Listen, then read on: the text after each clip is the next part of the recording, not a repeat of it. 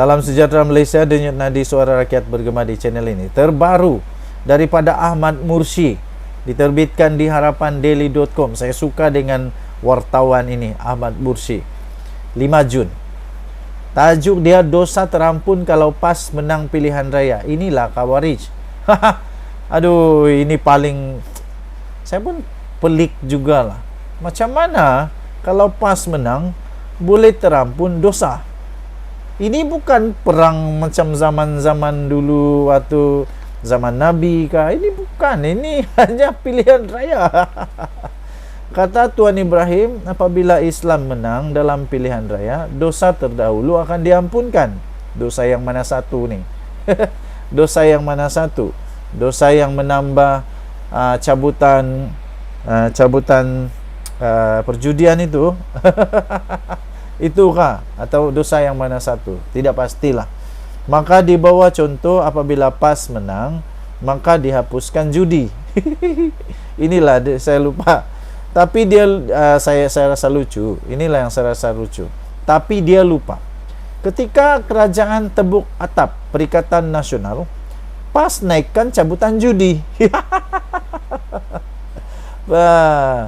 Artikel dosa terampun dengan sebab kemenangan Islam itu telah dipadam oleh Harakah-Daily. Error 404 hanya ada dalam indeks Google. Nah, jadi tuan-tuan dan puan yang dihormati sekalian, PAS gagal bukan hapus, tapi gagal untuk buat. Semasa jadi kerajaan makan gaji buta. Kebanyakan inisiatif berkaitan Islam di Malaysia bukan PAS yang buat.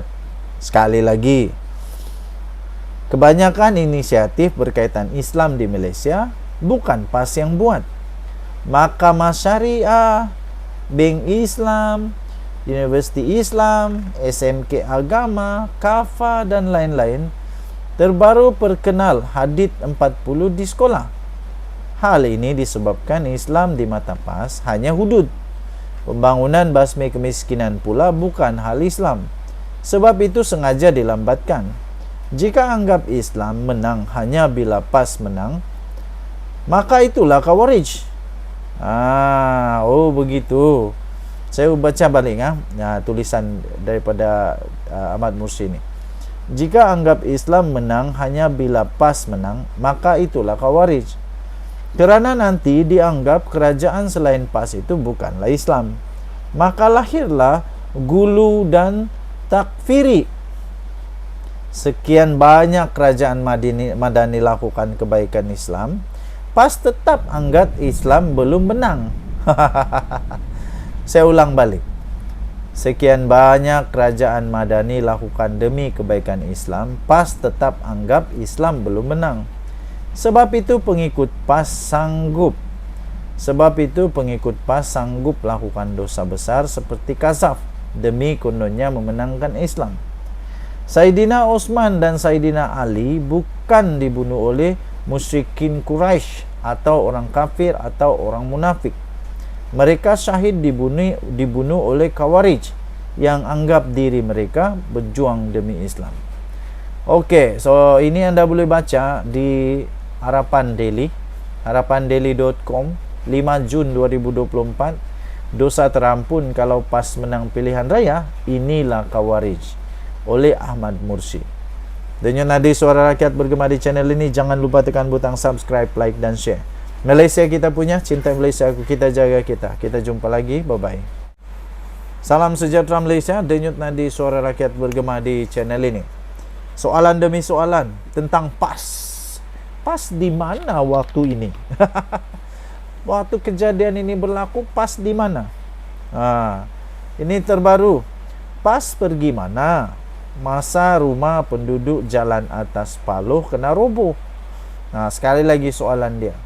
Masa rumah penduduk kampung Jalan Atas Paloh dirobohkan oleh rejim, Tuan Haji ada di mana? PAS pergi mana? Masa rumah penduduk Jalan Atas Paloh kena roboh. Ini netizen punya persoalan. 5 Jun 2024 di Harapan Daily. Berikutan perobohan rumah Di kampung Sri Makmur di Gombak yang menyaksikan pembangkang begitu gairah. Begitu gairah bersuara, pengguna media sosial bertanya, di mana pula suara blok itu? Ketika penduduk jalan atas Paloh di Kota Baru mengalami nasib yang sama. Jika dibandingkan penduduk di atas jalan atas Paloh yang rumahnya diroboh waktu itu adalah rakyat Kelantan sendiri.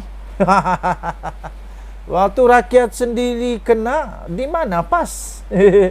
Waktu di Gombak pula, Gombak ni kalau saya tidak silap di negeri Selangor.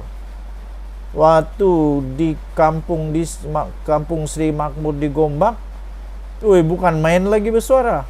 Tapi penduduk di jalan atas Paloh di Kelantan, waktu itu di mana? Namun di kampung Sri Makmur, kawasan itu sudah dikuasai oleh kumpulan warga asing.